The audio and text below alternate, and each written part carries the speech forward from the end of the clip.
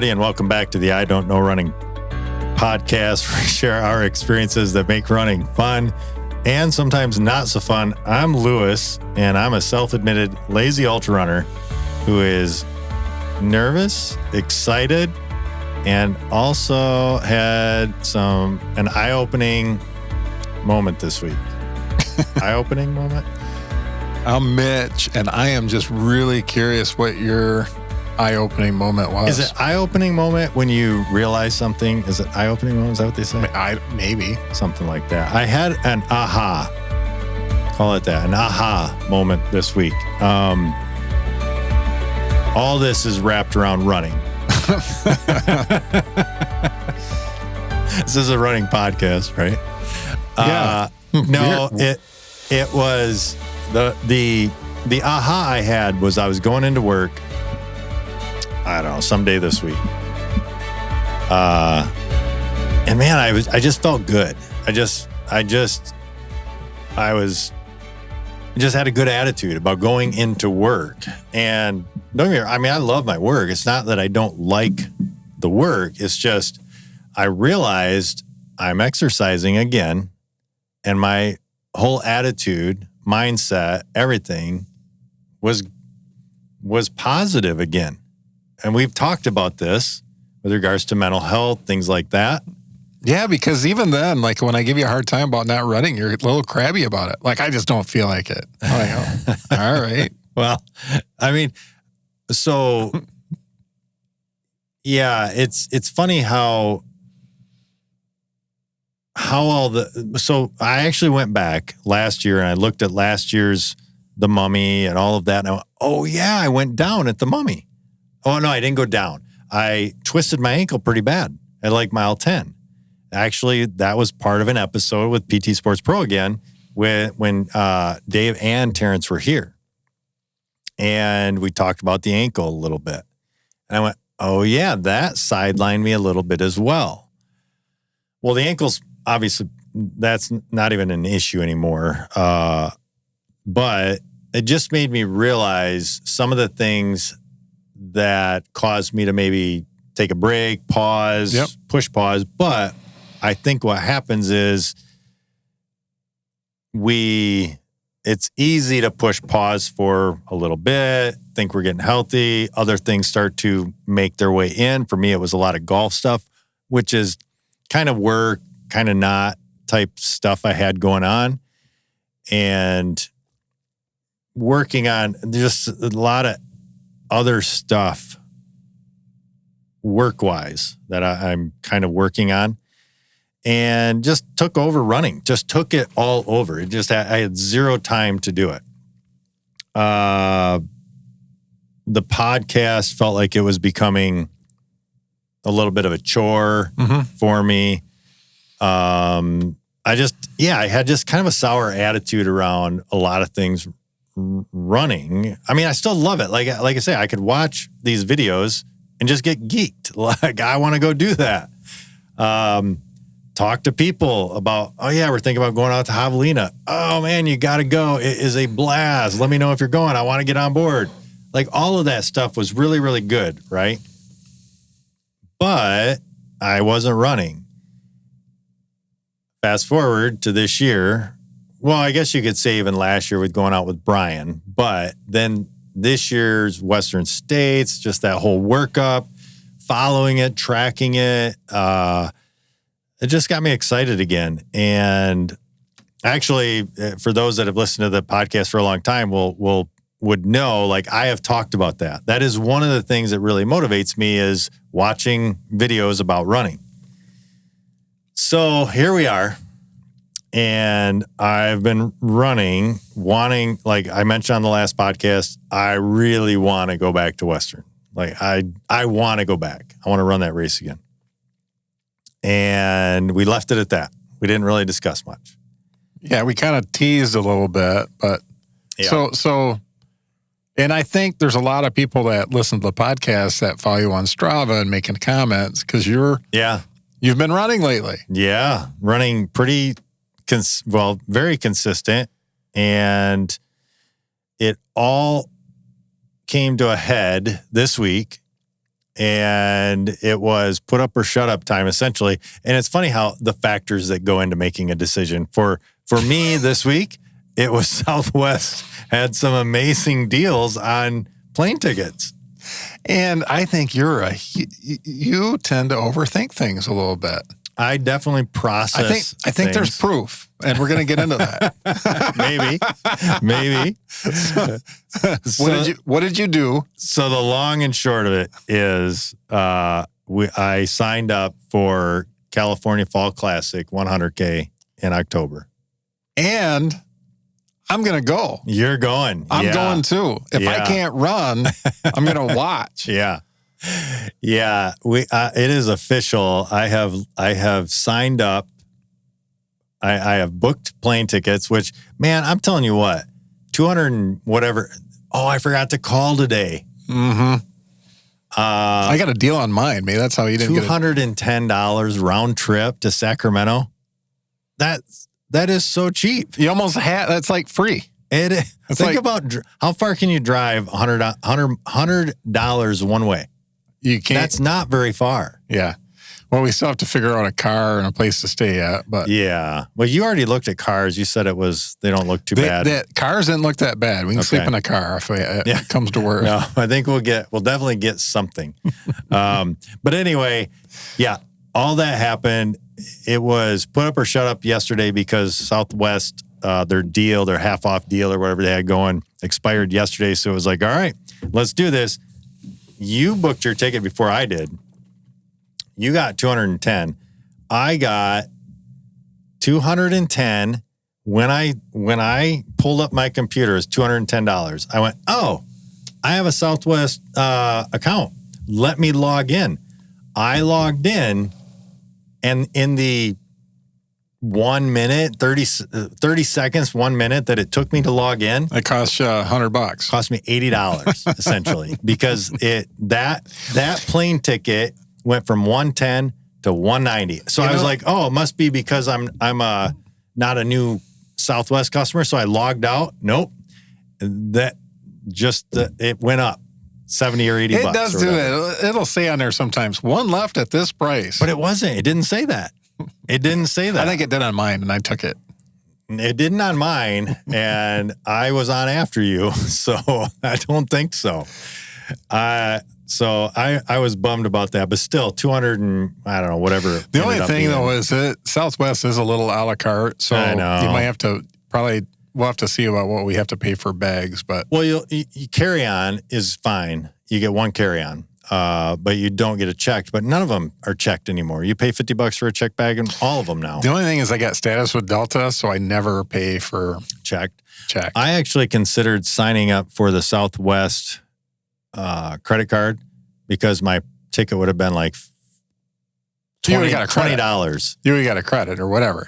I know. I did $20. I did that with American like a year or two ago, and then I was like, I don't need it, and I canceled it right away. It's like, I don't need here. That's what we had done. I don't need another credit card. Taking it, you had to spend $300, which I'd have been like, all right, I'll just put the trip on that card. Yep, and it's done. Paid for it, cancel it, but it is a pain to have to deal with it after the fact. So right, because there's typically a fee with it, and I think when that was fee, $70. When that fee comes up, I'm like, no, I'm not doing that. So I said to heck with it and just booked as it was, and booked. I am officially going to get. It is a qualifier. It's a 100K qualifier. So I'm hoping in doing so, man. So back up a little bit. Prior to signing up, there was a lot I had to process. So we'll get into some of that. I process things. We talked about this before. I'm like, you got to save this. We got to talk about it on the. There was number one, the biggest question mark was my knee. Is my knee going to take the training for a build up, 15, whatever? And I think most would say, well, I guess if you're a first-time runner, you wouldn't just train in 15 weeks for 100K. You'd train in 15 weeks for a marathon or something like that. But, I mean, I do have some experience, so it's like, okay, feel okay training for Is that how far out it is? 15 weeks. Yeah, it's 15 weeks. So, okay. So you did that part. Well,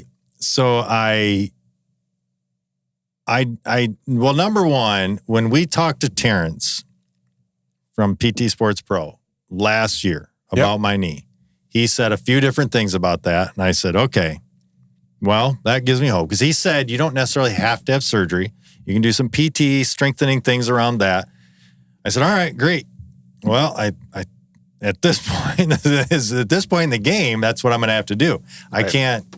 I can't take 6-8 weeks off for surgery right now and then build for. Well, I got a friend that's got some meniscus issues right now too. And the doctor didn't recommend surgery and try to rehab it. He's been trying to rehab it. Well, that's what you can do. And so that was my first question to Google/Chat GPT was, Dr. Google, what can I do to strengthen a meniscus problem? So I don't know the exact wording I used, but it said, okay, well, here's your options. And it's, again, a lot of the stuff that Terrence had already told me.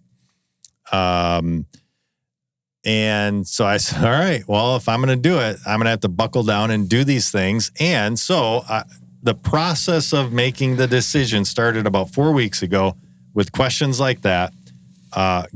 Can I do this? Will I be strong? Like all these questions I'm throwing out there. Well, you're old, so will you be strong? Yeah, I didn't ask that. Strong for an old man. Yeah, I didn't put a qualifier in there for that. But it essentially spit back things that said, yeah, you can do this. And I said, all right, well, I'm going to start doing it. And so I started training. I started running. I said, I'm going to give myself 2 weeks of just how does the knee feel after some runs of, 4 to 8 miles. And it wasn't feeling bad. Like I wasn't getting the hiccup or the glitch in it. Now, granted, I'm not that far into it, but I've never PT'd it, given it physical therapy of any kind. Yeah. Don't stretch, don't do any of that. So now I'm like, okay, well, I have to do this stuff. Okay, I'm going to do it. And then, so this was all kind of, the questioning around the knee was first. And then as soon as I said yes, I said, all right. So I'm already talking to chat, right? I said, hey, build me a 15-week training plan for 100K.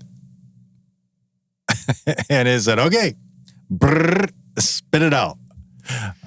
So I'm really curious about this. I didn't ask you any questions about that on purpose because I want to know. All right. So what's your first long run? What's it? Does it 10 miles? Wow. So I'm doing 3 minutes on, 3 minutes off, 3 miles total right now, and you're already getting up to 10 miles. So wait, my long run that I have ran to date? Yeah. 8 miles. But when do you do 10? This week, tomorrow. Which I feel pretty comfortable with. No, I know. I've seen your Strava. You're a jackwagon. Yeah. You're fine. It jumped right into 6 to 8 miles, 6 to 8 miles. And I was being careful. I'm running what I would say relatively easy. But have you been sore a little bit too? You probably got to feel it. It's interesting. Remember 5-6 weeks ago, I ran 3 miles and I said, man, my legs felt like they felt it. Mm-hmm. I have not felt that at all. Now you're annoying. I have not felt that. So yeah, it spit me out. So this is the weeks that, and number one, we will say we are not advocating for going to chat and doing any of this. Go talk to a professional. I am definitely gambling on this. But I feel okay because number one, I've done enough training. Yeah, it's not like you don't know how to train. Right. But it's just a guideline. A structure. I wanted a structure. Yep. And this looks very similar. Actually, it's interesting. This looks... It's a little elevated, probably. No, it's not. That's the thing. I would run way further during the week.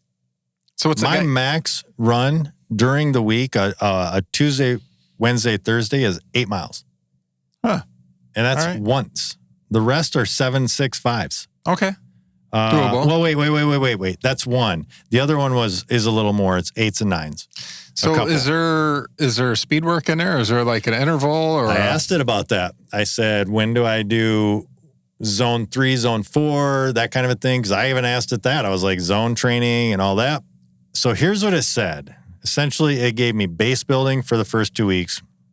Yeah, done. It said add a long run, which some of these probably won't make sense, but then it did the cutback week after 4 weeks. Does it have you doubling up long runs? Because it does. Okay. It said you're going to want to double long runs to get the legs used to, and I could find it all, but it's basically what you find from a normal. Yeah. It's probably ultra. It's probably sampling all these different training plans, and it says, they're similar. Yep. Let's just put you something together. And then it says long run plus back to back. I'm guessing. Yep. That was my intro, and that's a 16 and a 10. So that's the first time I do a quote unquote. You do a marathon over the weekend. Back to back. Yep. Then it says throw in some hill work on the next week. Some strength weekend, which is a 20 and a 10. That's week 7. Wow. Yeah. Week 7. I'm in week 1 right now. So this week is week 1. It's not really, it's 15 weeks after you've already run for 2 weeks. So it's almost a full, like usually it's an 18-week plan for a marathon. This is a little further. That's true. I am 2 to 3 weeks. Yeah. I'm 3 weeks in. Yeah. So you're. Yeah. True. I don't think it's crazy. Yeah, that's true. Other than you did 0 running up until 3 weeks ago. I thought, other than that, other than a year off, all right, let's train for 100K in 18, 19 weeks. I'm not having the same luck as you. No. This was interesting about this training plan, and I think it was the same for both. No, I did 2 training plans. The peak week, 58 miles. That's not a ton of miles. It's not. I was doing, when I trained for that 100, I was doing 100 mile, 80, 90, 100 mile weeks. Yeah, I think when you were running at that time, I think you were overdoing it. Running 8 was your short during the week. And we've talked about that on the podcast with Terrence too. He's like, you got to rest, man. You got to allow your body to recover. Weird. Yeah. But he also said active rest works too. But, but anyway, 58, 56 miles. Like those are the 2 plans that I put together based on some things. But that is week 9. And then it basically starts to taper you 48, 53, 35, 34, 27, and then the race. Wow. So I am going to follow a combination of these 2. One is a little bit elevated. One is, it's like a 9, 7, and 8, 6, 5, 6 during the week. Think that because of your knee, you'll stay off the trails a little bit? I'll probably hit the trails quite a bit. I don't want to run into a situation like I ran into last year with the mummy, where I had a lot of muscles that were not prepared for the lateral. Well, just go out to Fallsburg Park and run a little bit. Yeah, right. Yeah. Just go I have a pretty good place right here. Yeah. So I did my first trail run yesterday. Felt great, but it's so limited, the miles. So I went out and I was supposed to do 5 or 6. And I wanted to get some trails in. Well, I don't want to drive a mile to hit. So you had to do a little bit more. So I had to do a little bit more. I did 6. I think that's okay. But it was to do a proper loop out there. It's like 1.75 miles to get to the dirt. Mm-hmm. I guess it's only 1.5 miles because they do have But the thing is, though, we don't take that into account enough. That's your warm up. You can go, you can walk some of that. Yeah. So you could walk half of it. And I think that's a proper warm up. Which I did, by the way. I am so annoyed by my heart rate monitor. I cannot, the stupid thing, I'm either going to have to throw it away and get a new one or whatever. I walked I started running. I went, the stupid thing. Is that the Garmin one, the strap? It is, and normally those have been rock solid, but this one that I have is I know so people annoying. have been moving to the arm one. Like I've tried the wrist. Oh, wait, you mean like the Whoop type? Or whatever, it fits on your arm. And some people, they say it's just more comfortable. Oh, that could be. I don't know if Does it's as Garmin good. make one? I don't think Garmin, it's probably, you got to sync it with whatever company that makes it. Well, I might either have to just get a new one or something. I do like training by heart rate. I like running. The nice thing is I have my Stride. Mm-hmm. So I was running by power, which is a pretty good indicator of where you're at. I just didn't know what power I should be running at. But I knew 260 was giving me a pretty easy run. As Chat, I'm sure it'll tell me where I should be at. I just need to look it up on Stride. It'll tell me. Yeah. So yeah, that has been the getting me to the point of making the decision. This week, we made the decision. I was also waiting on a buddy. I have a buddy that is from out that way. And so when this process first started, I said, hey, how about a Lake Sonoma 100K? And he said, oh, man, I'd love to. And we started going back and forth, and he said, I'm in. And so once he was in, and then you and I kind of talked about it week or two ago, whatever, when recording, you started saying, I think I want to go. And so then you made the decision. And so then we've got a proper group going. We realized you can't pace. Yeah. Because the race basically doesn't allow it. But I can crew. You can crew. Whether, depending on what you need, you'll probably have drop bags anyway, I'm assuming, but. Yeah. I think it's actually a fun race to crew from the one or two videos that are out there. There's not a lot of videos out there on it. Most of the videos are the Lake Sonoma 50 mile. So Craig does ultras. Craig? Yeah. That we met in Javelina. Yeah. He's got a Lake Sonoma 50 mile video. Okay. And so I watched his, which gave me a good indicator because I know where he's at with regards to running and where I would be at.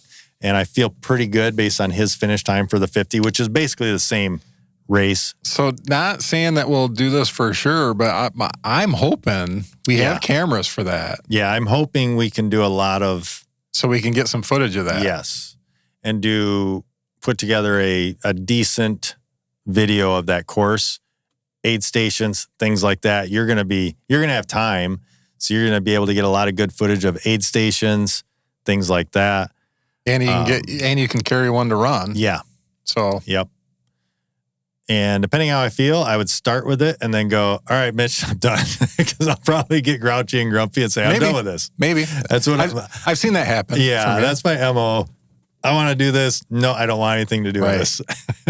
Remember Western? I think I wanted to do it for Western. Well, I think it was like Burning River or something like that. And I ended up carrying it for a while. And then my footage was so shaky, we didn't use any of it. But I think I wanted to do it at Western too. And I'm like, no. First aid station. I think it was Robinson Flat. I saw you guys and like, nope. I think what's funny is Brian doesn't even put it on a selfie. I think he just pulls it out of his pocket. Yeah, he's got, he has a short stick. Like, it's not even a stick, it's just a handle that he uses.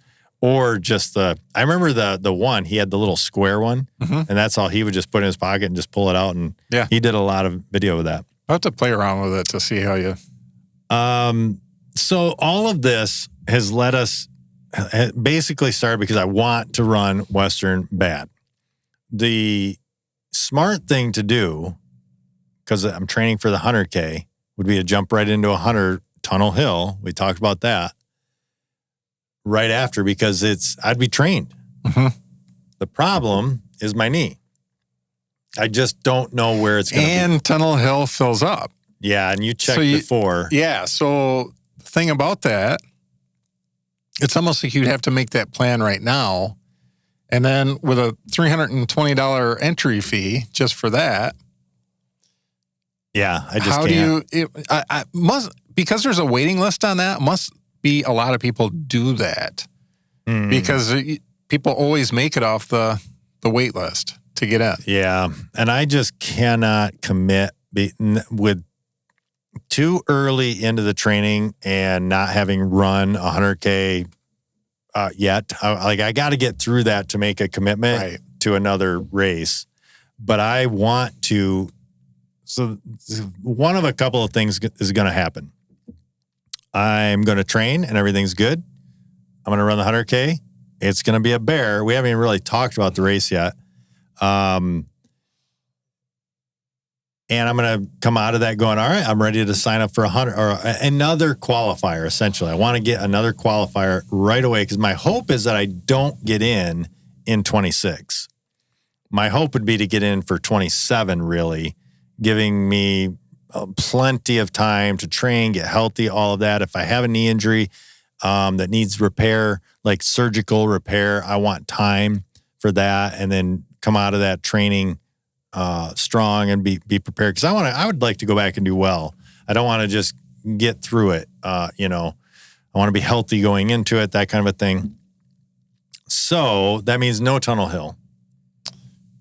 Well, yeah. Most likely. There's a good chance that you wouldn't be able to get into Tunnel Hill. So yeah. I was playing around when we started talking about that. I'm like, okay, let's just drop out what's out there. Yeah. It was interesting though, and I had it I sorted it by distance because you can do 100K or there are 100Ks that are qualifiers and 100 milers. Yeah. And we were talking about difficulty, and I wanted to know difficulty too. And this one that you signed up for, it does say, I got to find it here. Moderate hard, I think. Moderate hard. California Fall Classic 100K, formerly Lake Sonoma 100K in October in California. Described as relentless with continuous ups and downs on technical single track. Yeah, a lot of the videos, the people that run it, they say, is there any flat? And the answer is always no. It is uphill or downhill. So if that's what I wanted to look up. So, hang on, because I do have to mention, it is nearly 14,000 feet of climbing in 100K. So to give perspective to that, Western States is 18,000 feet of climbing in 100 miles. So this is 4,000 less over those 40 miles. Yeah. That's not much. This is a climber. Like, it is relentless is a great word for it. Because it does have a couple of decent ones. I think there's like a 200 or 300 foot climb in one, but I think there's like 3 of those one way on the way out. And then it's not an out and back really, but it's close. It's got one little loop, like it's not a lollipop either because it's got one little out and back on the end of the lollipop. So I don't know what you call that, but anyway, it is not an easy race. It is a lot of uphill, downhill. So with that, now we can go on to. So here's some, just highlight 100Ks that you could do. Black Canyon, of course. We've talked about that one before. We have a lot. Well, and Sean, right there. Right. Black Canyon. Yeah. Right. She just did that one. And she said, her and Laura said it was difficult. On here it says easier to moderate. I wonder where it's getting if it's based on elevation. I don't think it's elevation. I bet it's on footing. Well, the easy to moderate, or what they thought was rough. I think the footing at Black Canyon is hard. Yeah. I think it's a very rocky race. Yeah. Bandera 100K in Texas in January. You have not done that one, right? I have not. But there's a 100 mile. That's 100K. 100K. There's quite a few 100Ks on there. Yeah. All right. So yeah, that might be an option if I don't get into Tunnel Hill and I feel good. Known for being rocky and technical. With significant undulations, often called Texas Hill Country. You said that one is moderate hard, or? Yeah.